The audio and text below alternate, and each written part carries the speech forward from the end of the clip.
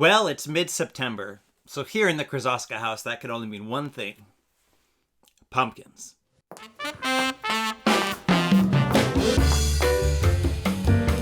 Draw every day with JJK. I can hear you out there saying, but Jarrett, Halloween is weeks and weeks and weeks away. Sure, on the calendar, but it's Halloween season. We're getting ready.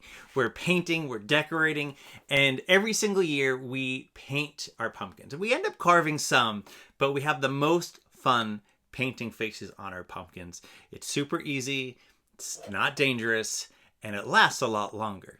We use acrylic paints to paint our pumpkins. I'm going to walk you through the colors that we use. We use cadmium red, ultramarine blue, burnt sienna, titanium white, sap green, violet, cadmium orange, cadmium yellow, and Naples yellow. So you might be asking yourself, well, why didn't you put black down on your palette?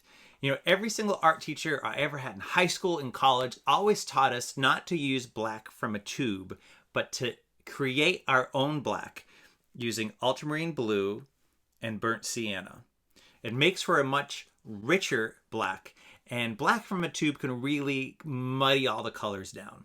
Now, we're using acrylic paints because they dry very quickly. I also keep a hairdryer nearby so that I can speed up the painting process. Now you have your pumpkin, and you have to consider the soul of your pumpkin. I especially love taking a look at the shape of the pumpkin, the stem, how that could be add some sort of personality. And what I see here, I see a very happy and confident pumpkin. Now, how to draw emotions and faces. If you haven't seen it yet, check back one of the very first episodes of Draw Every Day with JJK. Revisit that, and I talk all about how I draw emotions on a cartoon character. Now, I tend to not draw everything out first. You might want to do that if you're feeling a little less confident about going into it. I'm fine with just painting, and if I make a mistake, really there are no mistakes, I just go with it. Or I could quickly grab a paper towel or cloth and wet it and wipe away the paint. So this will also serve as a bit of a lesson in acrylic painting as well. I like to first think about, I draw the dark parts first. So I'm going to create sort of like the sockets of the character's eyes. I'm going to take some burnt sienna, and I'm going to mix it with some cadmium orange to make a darker version of that orange. And I'm going to draw, or paint rather, two circles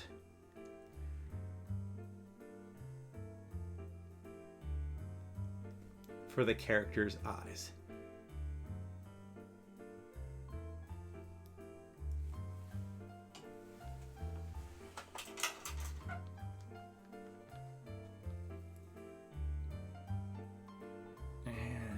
Smile.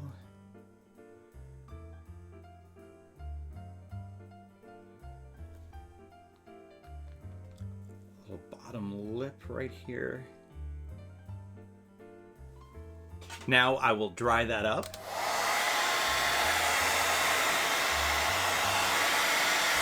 And I'll grab some of this titanium white. I'll mix in just a little bit of Naples yellow to make that paint thicker and to make that white a little bit darker, and you'll see why in a moment. And I will paint the eyeballs.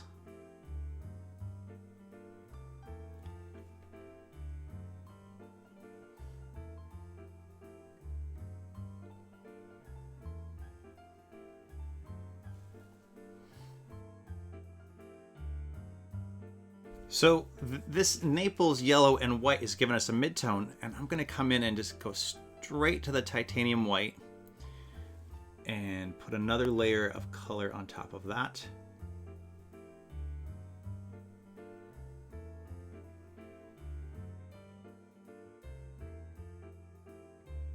we have a choice to make now with the pupils. We could have just little black dots like a cartoon, or we could give it a more human-like eye where we see the dark of the eye and then we see the iris around it, that color. And let's give it a more human-like eye to give it, it'll be cute, but then maybe a little bit off-putting as well. One green eye and one purple eye. And I'm going to take some of this green, lighten it up with some of that titanium white.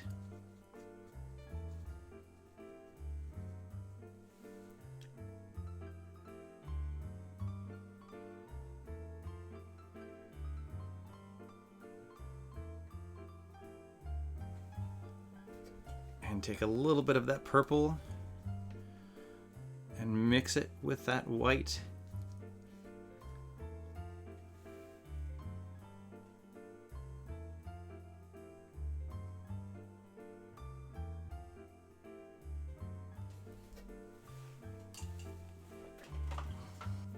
Now to what I was talking about earlier about making your own black. I'm going to take some burnt sienna, mix it with that ultramarine blue,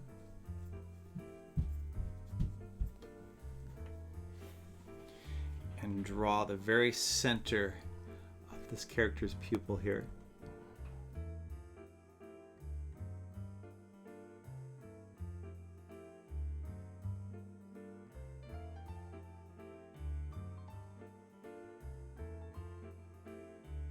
Then, to give it, breathe a little bit more life into it, I'm going to take just a tiny, tiny spot of white and place it on both pupils here.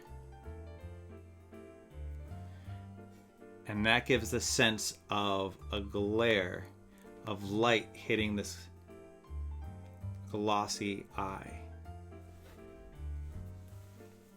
Check that out. Okay, now what I want to do is give a little bit more definition to this smile. And I'm going to take my ultramarine blue and burnt sienna and mix in a little bit of that orange and make just the thinnest line where the character's lips meet.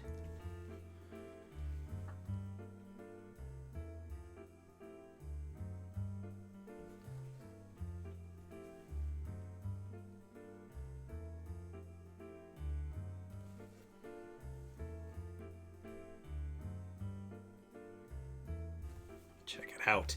Now let's add some highlights, right? Because when we smile, you get this little bump here. You'll get some highlights there. So what I'm going to do, I'm going to mix some orange with some yellow, a little bit of this Naples yellow,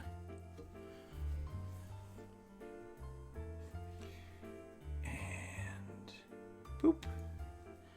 There, and boop, and a little bit on the lip there, boop, and a little bit underneath the character's eye to show that to give the illusion that there is like skin and muscle moving. What I'd like to do now is I'd like to add a little bit of shadow underneath those brows. Just the slightest bit. There we go. And just the slightest bit. There we go. Finally, one last step. A key way to breathe life into any character is to give some red into the cheeks. That gives the illusion that there is blood flowing underneath that skin. So I like to take a dry brush, a brush that has not been wet yet, just get a little bit of that red on there, smush it around here, and this is called a dry brush effect.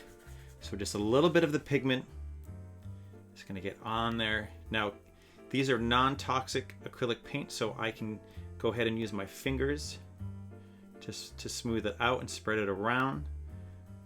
I wouldn't advise you to touch your paint like that unless you were confident and you know it's non-toxic.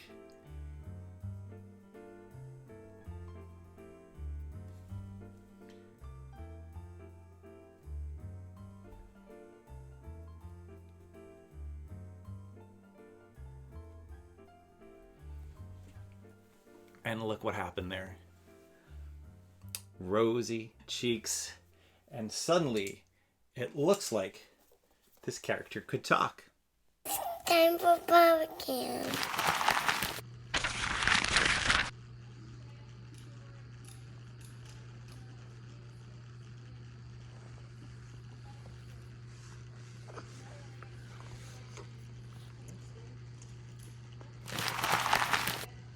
Well, thanks for that, pumpkin.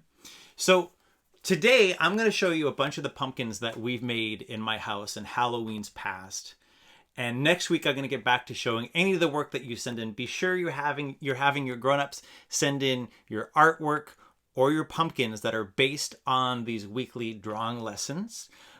Also, there's another space where you can upload your weekly drawing challenges. Make sure you're doing that as well. I hope you have fun painting your pumpkins. We'll see you soon.